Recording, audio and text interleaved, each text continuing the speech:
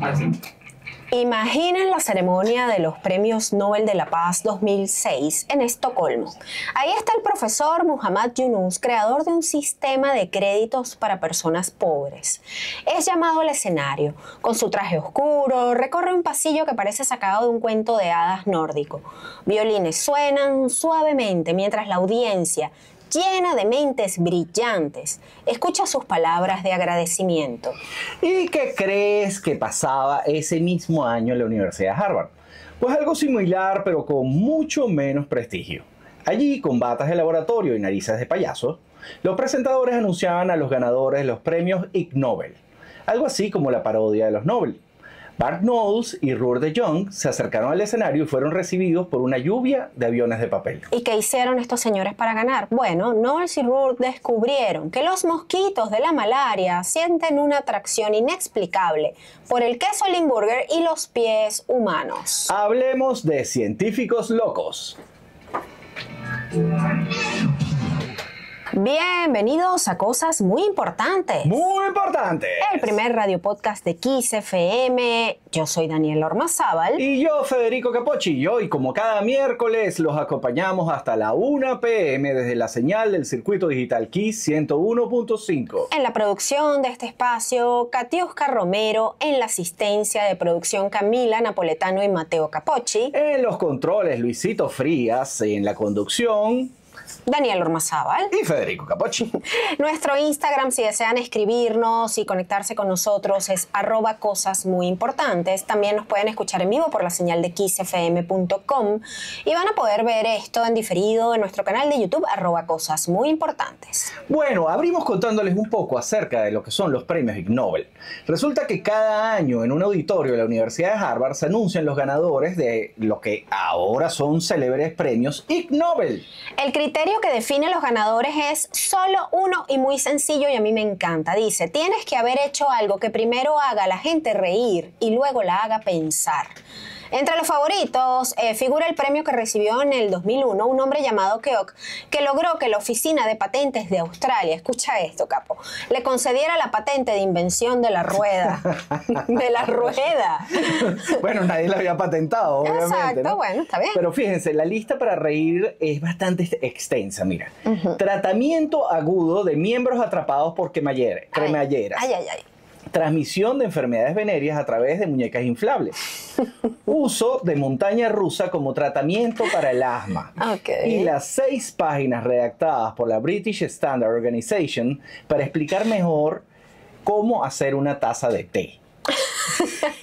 Pero bueno, ya que estamos en esto, vamos a contarles sobre algunos verdaderos científicos locos. Y el primero es Johann Conrad Dippel, o el verdadero Dr. Frankenstein. Mira, si Dippel hubiera tenido una cuenta de X o de Instagram, su bio diría algo así como teólogo, alquimista, cazador de almas. No me pregunten por el gato. Ese sería su bio. Johann Conrad Dippel no era un simple alquimista, él era el Hold My Beer de la ciencia del siglo XVIII, señores. Mira, nacido en el mismísimo castillo de Frankenstein, sí, tal cual, este tipo pasó de estudiar teología a intentar revivir muertos con un cóctel de aceite animal destilado, huesos molidos y probablemente muchas noches sin dormir. Ahora, ¿cuál fue su logro más famoso? Bueno, el aceite de Dippel, porque obviamente cuando tú haces eso, tú le pones tu nombre a tu creación, ¿no? Por supuesto, qué orgullo. Este aceite prometía ser la cura para todo, excepto para el mal gusto. Fíjense, Dippel estaba convencido de que él podía transferir el alma de un cuerpo al otro, usando primero un embudo, segundo una dosis de fe y 3, algo de suerte. Aunque nunca logró reanimar un cadáver, sus experimentos con restos humanos y animales fueron tan macabros que los vecinos empezaron a murmurar: oye, ese no es el gato de la señora Müller. Obviamente, Mary Shelley pasó justamente por este castillo antes de llegar al castillo donde escribió Frankenstein. O sea que podemos decir que sirvió de inspiración creativa para Mary Shelley. Ciertamente. El aceite de Dippel se vendía como remedio para todo. Escuchen esto, desde dolores de cabeza hasta melancolía, porque en esa época a la depresión se le conocía como la melancolía, era una enfermedad llamada melancolía, ¿no? Y quién sabe, tal vez para la resaca medieval también servía el aceite de Dippel. Lo irónico es que, según rumores, el propio Dippel murió envenenado probablemente por uno de estos brebajes que él hacía. Ahora, lección aprendida, bueno, si tu invento huele a pescado podrido, señores, mejor no lo bebas. Fíjense, aunque Dippel fracasó en la búsqueda de la inmortalidad, él logró algo mejor. Él se convirtió en el abuelo de todos los científicos locos de la literatura. Sin él, Frankenstein sería solo un alemán con un castillo bonito. Ajá. Y no este monstruo icónico. Así que la próxima vez que veas una película de terror en donde un tipo grita ¡Está vivo!, recuerda eso, que todo empezó con Dippel. Con Dippel, exactamente. Mira, vamos con otro, ¿no? Martin Shane y Edgar Hale y sus pavos alborotados. ¿Qué es esto? A ver. Fíjense, si Martin Shane y Edgar Hale hubieran tenido redes sociales, estos habrían sido baneados en todas las plataformas. Mira, sigamos en cosas muy importantes con una investigación bastante peculiar hecha por estos señores Martin Shane y Edgar Hale de la Universidad Estatal de Pensilvania en los años 60. ¿Qué estaban estudiando? Bueno, el comportamiento sexual de los pavos, ni más ni menos. Resulta que estos científicos notaron que los pavos se sentían atraídos por un juguete que se parecía a uno de ellos, pues. Entonces, vamos a ver, ¿cuántas partes tiene que tener una pava para que los machos se interesen en ella? Ustedes han oído hablar de ese tipo que es capaz de echarle los perros hasta una escoba. Bueno, hay un dicho. Pavos. Bueno, ellos comprobaron precisamente que los pavos machos son capaces de echarle los perros hasta una escoba con una cabeza de pavo. Fíjense, ellos probaron con una pava sin alas, una pava sin piernas, y al final montaron una cabeza de pava en una escoba y los pavos estaban felices. Estaban felices, todavía están intentándolo. Yo te voy a decir algo, no entiendo el objetivo de este experimento, pero bueno. Yo tampoco. Bueno, tenemos unos pavos y tenemos tiempo libre. ¿Qué hacemos? Exacto. A ver, ¿quién es el próximo? Steven Firth. A este señor le podemos dar el Premio Universal de Terquedad Aplicada. Si Firth hubiera tenido redes sociales, él habría sido cancelado, denunciado y posiblemente exorcizado, pero siempre con una fiel comunidad de morbosos que comentarían: no sé si admirarte o llamar a la policía. Este científico estadounidense estaba convencido de que la fiebre amarilla, este es asqueroso, lo advierto, hay que hacer aquí una advertencia. Él estaba convencido de que la fiebre amarilla no se transmitía de persona a persona. ¿Y cómo lo demostró en 1793? Bueno, como mejor podía hacerlo, experimentando en sí mismo. ¡Bravo! La enfermedad también se conocía como vómito negro en esa época, porque el vómito de los pacientes era oscuro por las hemorragias intestinales, una cosa horrorosa. Fíjate, Stubbins empezó cortándose e introduciendo vómito de los pacientes en las heridas. No. Luego, como eso no funcionaba, se lo bebió. No. Y adivinen qué, no se contagió. Pero obviamente Stubbins era terco y él no se paró ahí. Así que probó con otros fluidos de los pacientes. Hablamos de saliva, orina y sangre. Bebió, se inyectó, incluso se echó los fluidos en el ojo. Y de milagro no quedó ciego, pero sin lugar a duda descubrió que la fiebre amarilla no se contagiaba por contacto. Lo que no dicen los reportes es que otras cosas se contagió Stubbins en este experimento, porque de pronto no se contagió de fiebre amarilla, pero de otras cosas sí. Era un basurero humano. Al final de todo, señores, en 1881, el cubano Carlos Finlay Barrés, sin ser tan asqueroso como este señor, pudo demostrar que la picadura de cierto mosquito era la culpable de la fiebre amarilla. ¿Quién lo diría? No había necesidad de hacer todo esto. Ya que estamos hablando de científicos, hemos hecho una selección de música relacionada a la ciencia, ¿no? ¿Por qué no? Y vamos a escuchar el primer tema, vamos a escuchar The Scientist de Coldplay, por aquí por la señal de Kiss FM 101.5 cuando son las 12:15 del mediodía. Estamos de vuelta con más de Cosas Muy Importantes Radio, el primer radio podcast de Kiss FM. Vamos a brevemente decir quiénes somos nosotros. Bueno, nosotros somos Cosas Muy Importantes. Nosotros nacimos como un podcast y lo que ustedes están escuchando es más o menos un podcast, pero ya a la radio. Exacto, por eso somos el primer radio podcast de Kiss. Exacto. Hablamos de historia, terror, misterio, curiosidades, algunas cosas chistosas, otras aterradoras, otras un poco asquerosas, como las del bloque pasado. La cara de Katy es un poema. Un asco total. Porque hoy estamos hablando de científicos que estaban más locos que una cabra. Señores. Exacto. Mira, ahorita vamos con Ilya Ivanovich Ivanov. Este señor es el verdadero Dr. Moreau. ¿Se acuerdan del Dr. Moreau? El de la isla del Dr. Moreau. Sí, un desastre esa película. Un desastre, por cierto, y que en paz descanse Val Kilmer. Ay, sí. Bueno, si Ivanov viviese actualmente, sería el campeón mundial indiscutible de Animal Crossing.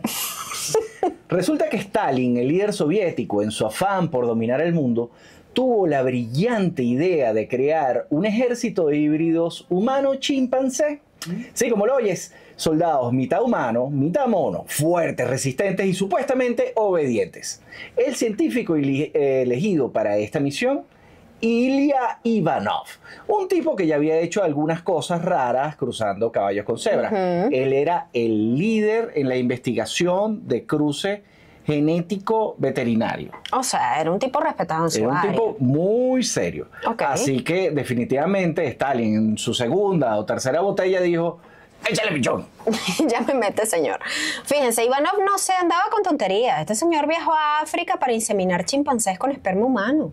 Esas cosas que uno hace, ¿no? Por un viaje de trabajo.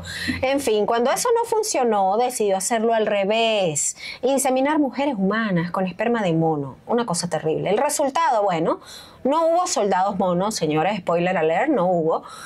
Pero sí hubo muchos problemas éticos y, bueno, digamos que unas cuantas risas nerviosas en el laboratorio.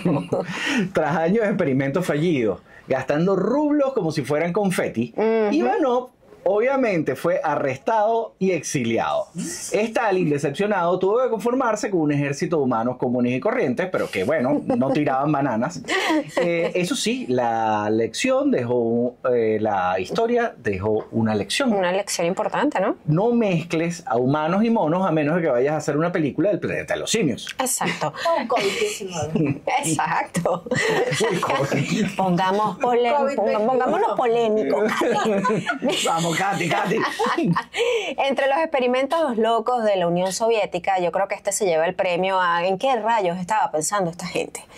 Ahora, vamos con Giovanni Aldini, el científico que electrocutaba cadáveres, señores. El hobby de este señor era bien eléctrico. Fíjense, si Aldini viviera hoy, seguro sería un influencer de TikTok.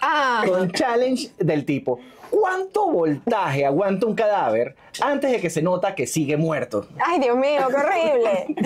Mira, Giovanni Aldini no era un científico cualquiera. Él era el tipo que miraba a un cadáver y pensaba, ¿y si le doy una descarga eléctrica? Eso sí, en nombre de la ciencia. ¿Okay? Este señor era sobrino de Luigi Galvani, aquel de los músculos de rana que bailaban con la electricidad. ¿Tú sabes? El de la galvanización. Galvanizado, exacto. Aldini llevó los experimentos de su tío al siguiente nivel: electrificar criminales ejecutados. Su show favorito, bueno, hacer que un ajusticiado muerto moviera la cabeza o incluso abriera un ojo ante el horror del público. Aldini recorrió toda Europa dando demostraciones que parecían The Walking Dead de edición del siglo XIX.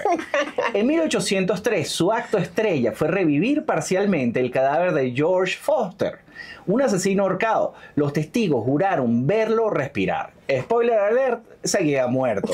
E incluso muchos se desmayaron, imagínense. Claro, qué horrible. Ya eso no los trató de revivir con electricidad, los que se desmayaron.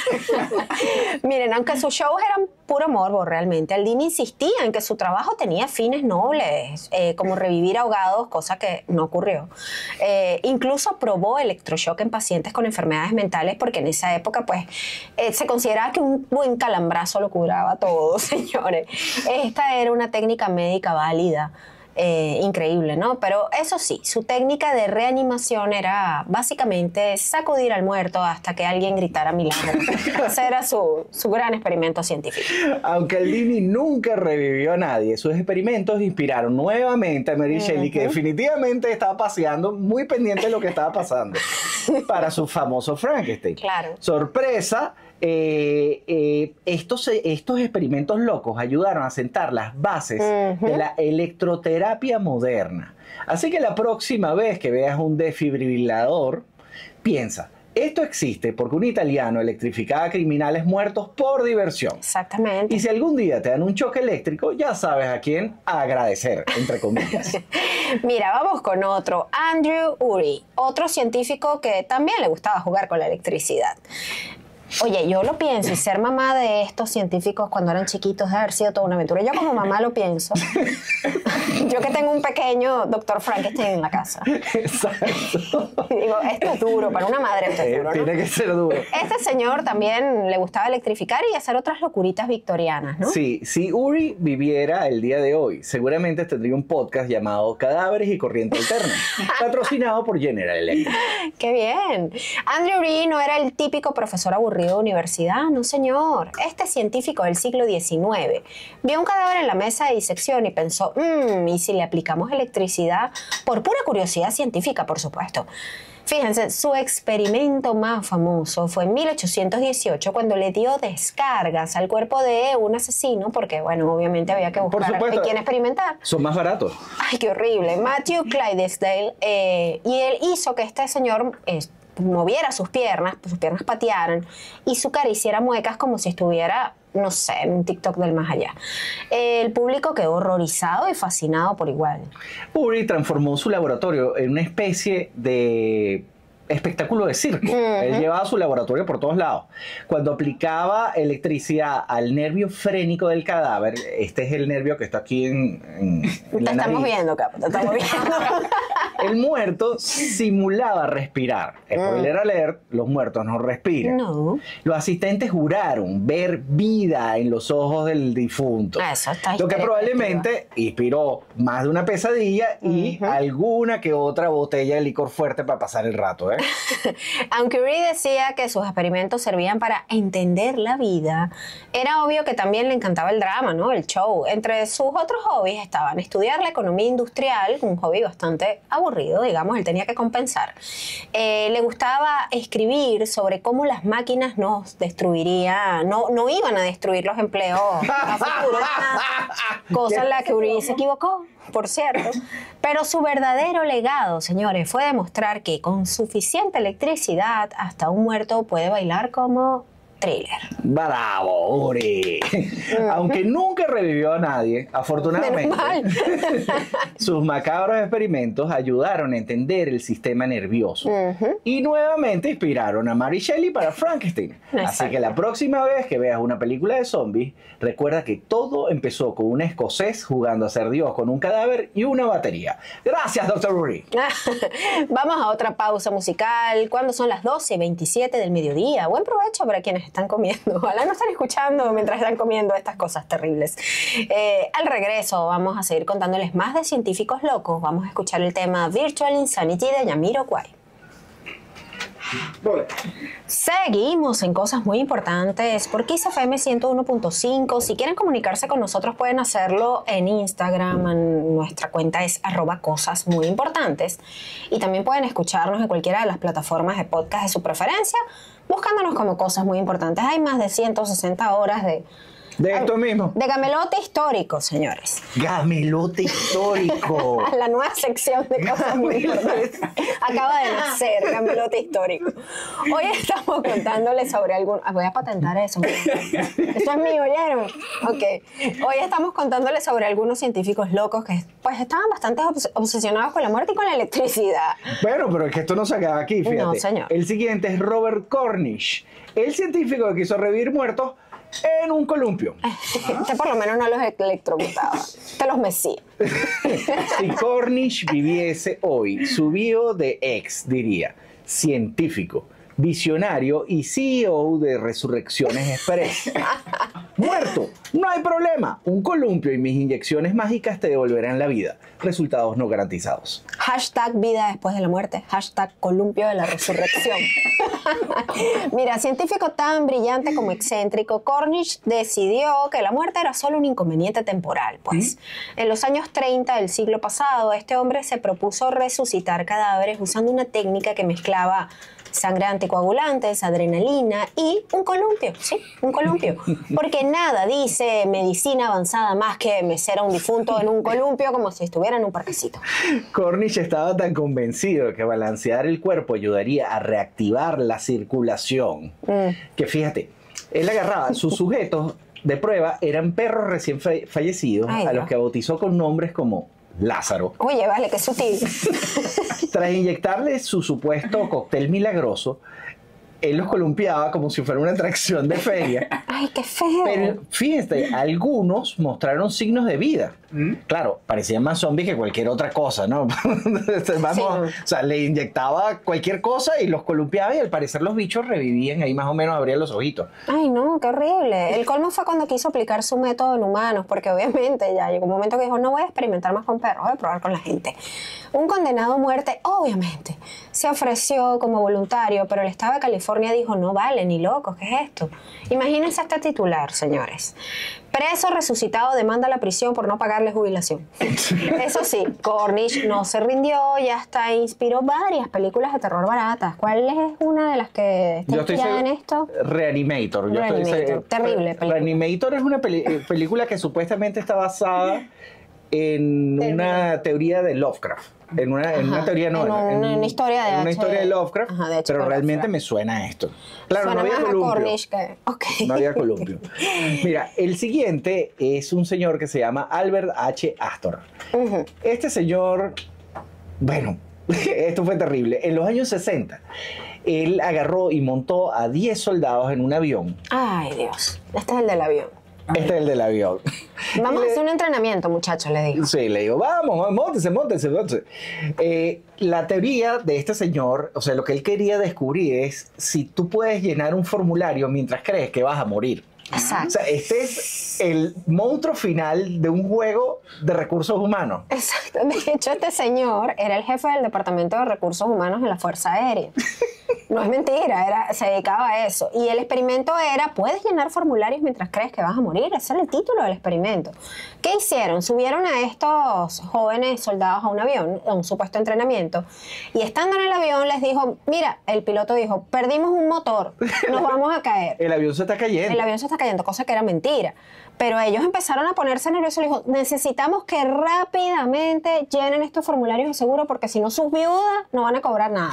Y les pasaron unos documentos. ¿Y qué? Y el avión cayéndose en teoría. Y esos muchachos en ese terror tratando de llenar el formulario, imagínate un formulario de seguro. Con las X. Con las X, ¿sabes? Enfermedades, no sé qué. O sea, el estrés, ¿no?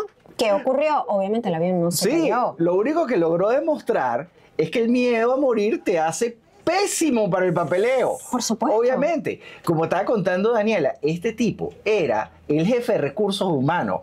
O sea, esto se llama tener tiempo libre. Sí, maldad. Bueno, era de recursos humanos. Al aterrizar sanos y salvos, pero obviamente bastante traumatizados, los soldados descubrieron que su misión era un experimento, no era ninguna misión de entrenamiento. Y a Hastorf, el científico, probablemente se rió bastante mientras archivaba los datos de estas planillas. El tipo definitivamente era salido de una película de James Bond. Hay que ser malo. Hashtag ejército cruel. Hashtag piloto sociópata. Mira, eso sí, dejó una lección invaluable. Nunca confíes en un avión militar ni en los trámites bajo presión. Ese cuento de usted puede trabajar bajo presión para mí es un red flag. Es un red flag total. Porque eso lo que te muestra es, ya va, tú no tienes la situación bajo control como para que requieras que tu personal trabaje bajo presión. Eso no Pero está bien. yo tengo amigos en recursos humanos que trabajan en recursos humanos que le vendieron el alma al señor oscuro. Okay. Y ellos dicen que eso ya no se utiliza. El trabajar bajo presión está ya. O sea, que dicen, si tú llegas... Eso da mala imagen. Sí, si tú llegas a ver un anuncio de empleo en el cual dice, se solicita persona que sepa trabajar bajo presión, jamás contestes ese anuncio. Mejor que no, ¿verdad? Mejor que no. Bueno, Mira. ¿qué tal si seguimos con un poco de música? Ajá, ¿qué vamos a escuchar, Cap? Una canción que me encanta, A ver. de Alice Cooper, que se llama Feed My Frankenstein, poniéndole un poquito de rock aquí al mediodía de Caracas. Estamos de regreso en Cosas Muy Importantes Radio, el primer radio podcast de Kiss FM. Y hablando de podcast, el episodio de esta semana en nuestro podcast va a ser sobre las pirámides de Giza y ese hallazgo reciente que nos deja así Encontraron un molde debajo de la pirámide. básicamente, una cosa increíble. De eso vamos a estar hablando en el próximo episodio. Eso lo pueden escuchar en cualquiera de sus plataformas de podcast favoritas, Bueno. Spotify, Apple, la que les guste. Seguimos con los científicos locos. Exacto. Vamos con Carney Landis. Este es el psicólogo que convirtió las expresiones faciales en pesadillas. Esto es horrible. Mira, en 1924, Carney Landis, un estudiante de psicología con más curiosidad que ética realmente, decidió que la mejor forma de estudiar las expresiones faciales era pintarles rayas en la cara a sus sujetos como si fueran unos payasos traumatizados y someterlos a un tour de horrores, desde oler el amoníaco hasta meter las manos en un balde con ranas. Pero el verdadero highlight del experimento fue cuando, sin previo aviso, le entregó un ratón blanco y les ordenó decapitarlo. ¿Motivo? Bueno, la ciencia, por supuesto. Todo en nombre de la ciencia. Es un experimento. Exacto. La reacción de los participantes fue unánime. En serio. O sea, really. No lo vamos a hacer. Algunos lloraron, otros lo insultaron, pero 2/3 obedecieron.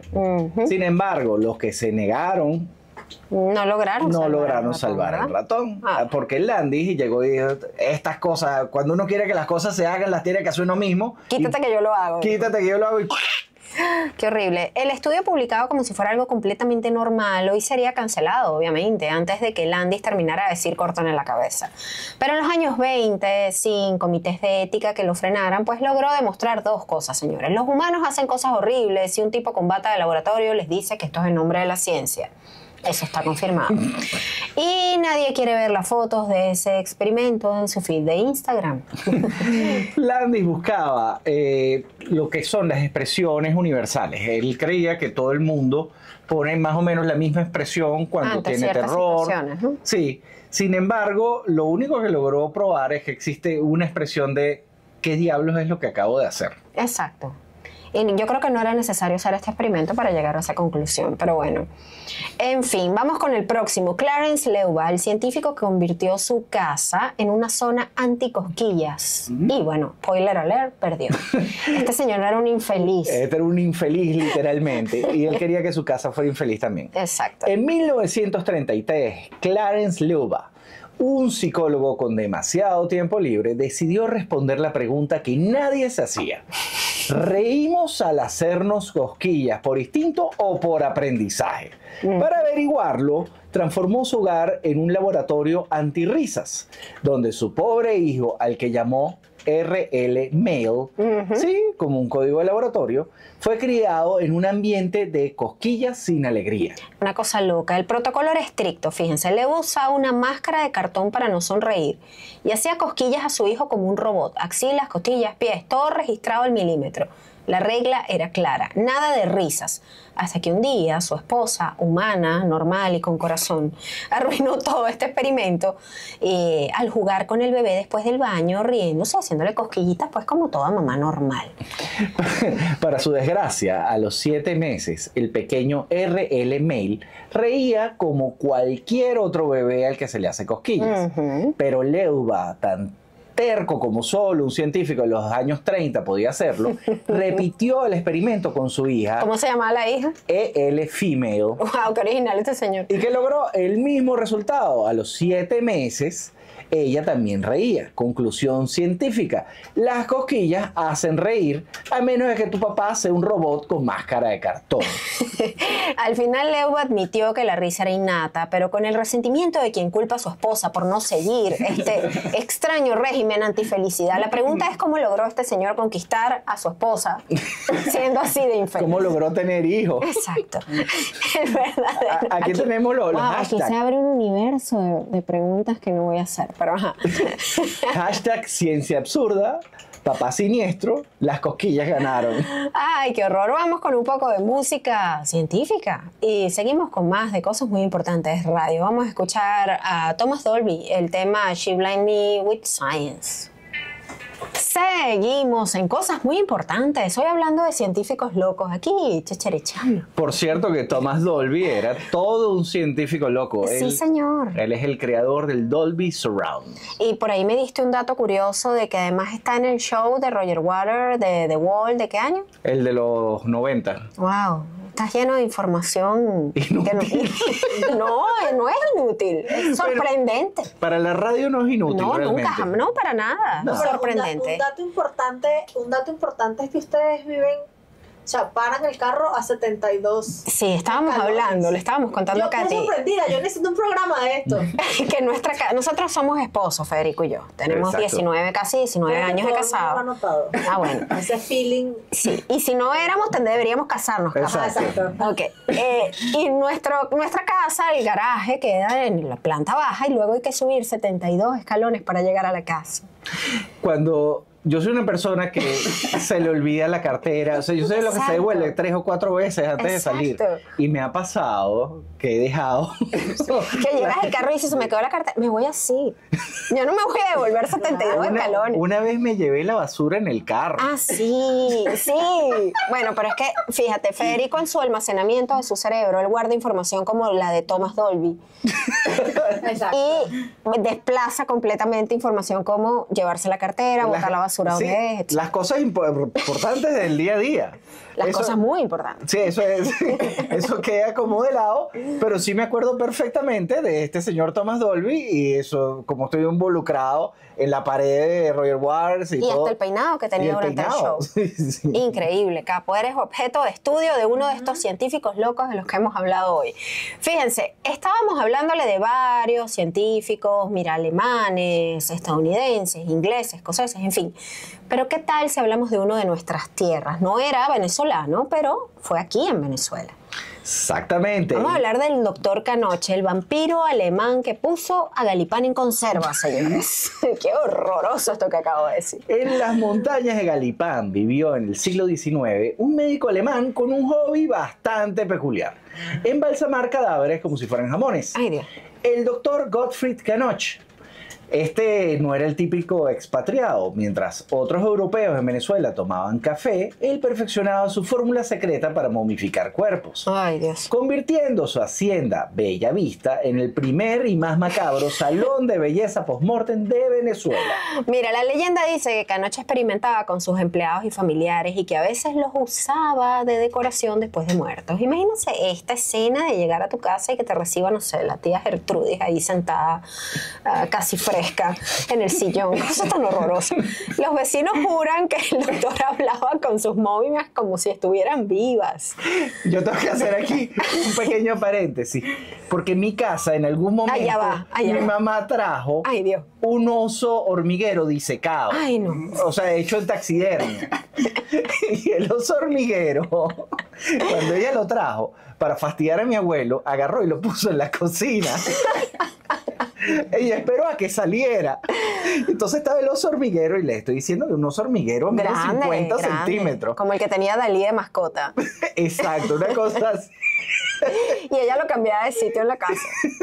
El oso hormiguero terminó en un cuarto de herramientas. Ok. Y cuando tú querías fastidiar a alguien, tú lo mandabas al cuarto de herramientas. No, ese era como un bautizo de iniciación si alguien iba a trabajar en tu casa. No me sabía ese cuento, fíjate. Mira, volviendo a Canoche, aquí viene un giro vampírico. Sí, la leyenda dice que Canoche experimentaba con sus empleados y familiares. Eso se los estábamos contando. Pero aquí viene el giro vampírico. A ver. Cuando Canoche murió, su hija lo momificó también. Ay, no. Eso era toda una tradición familiar, definitivamente. El problema fue que años después, al encontrar, cuando los pobladores allá encontraron su tumba vacía, comenzó el mito de que el doctor salía a pasear por las noches. Upa. Y entre Qué eso miedo. y que sus pacientes nunca se descomponían, no era raro que lo llamaran el vampiro de Galipán. Ujú. Mira, hoy su historia es un mix entre leyenda de terror, un reality show gótico y un manual de qué no debes hacer con tus seres queridos fallecidos. Y bueno, y pueden visitar el mausoleo del doctor Canoche si Sí, suben a son unas Galipán, ruinas. que por cierto que todo ese paseo a Galipán es muy bonito. Sí. Y pueden aprovechar de hacer ese tour, ¿no? Ahora, si visitas Galipán y sientes que alguien te está observando desde el bosque, Este puede ser el doctor Canoche, todavía molesto porque nadie le pidió la receta de su adobo para no pudrirse. y con esto vamos a empezar a despedirnos, señores, porque se acabó Cosas Muy Importantes Radio, el programa número 8. Programa Ya. estuvo divertido. Sí, señor. Bueno, no sé, espero que les haya gustado este programa. Nosotros somos así, nos reímos, risa nerviosa, insisto, no nos estamos burlando. En la producción general de este espacio, nuestra querida Katiuska Romero, Katy 26. En la asistencia de producción, Camila Napoletano y Mateo Capocci. En los controles, Luis Frías. Y ya saben que pueden escuchar más de estas historias en cualquier plataforma de podcast, buscándonos como Cosas Muy Importantes. También recuerden estar muy atentos a nuestras cositas muy importantes, que son pequeñas cápsulas de historia curiosa. ¿Cómo fue que dije? Gamelote histórico. Gamelote histórico. Son pequeñas cápsulas de gamelote histórico que pueden escucharlos de lunes a viernes a las 9 de la mañana y a las 4 de la tarde por aquí, por Kiss FM. Síganos en @cosas muy importantes en Instagram y también en nuestro canal de YouTube. Nos buscan como @cosas muy importantes. Yo soy Daniela Ormazábal, @Daniela lo sabe. Yo soy Federico Capocci y no me gustan las redes sociales. Y nos escuchan por la señal del circuito digital Kiss FM 101.5 Adulto Contemporáneo. Nos escuchamos el próximo miércoles de 12 a 1. Buen provecho. ¡Chau! ¡Salud! Cero bache, cero nada, cero nada, cero pisada, cero...